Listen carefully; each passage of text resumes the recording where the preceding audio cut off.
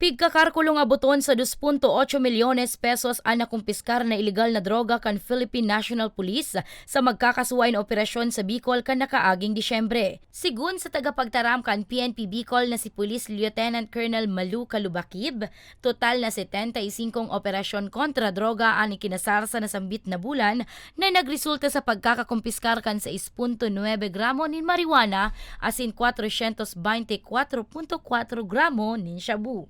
Sa Gabos na station, igo kaming pigkukondisir na weekly na info na kung saan enhanced monitoring ng police operations na kung saan Gabos po na accomplishment, lalo na po sa illegal drugs, they present po yan per municipal police station, city police station, and provincial offices. So kung kamo, halimbawa ang mga stations na nagre-react or dahil mga accomplishment, so that's the time po na nire-remind po kasi po yung DRDO, Police Colonel Jesus Riboa, ang siya talagang number 1 na taga-pukpok sa Gabos sa mga stasyon. Kasabay kan pagkakakumpiskar kan mga ilegal na droga, 69 man na persona ang nagkaarestar kan otoridad na imbuelto sa paggamit asin pagpapabakal nin shabu asin marijuana. Dagdag pa ni Calubakib, resulta man sana inikan sa indang mas pinakusog na kampanya kontra ilegal na droga sa pangingenot kan sa indang bagong pamayo na si Bicol PNP Director Police Brigadier General Andre Dizon.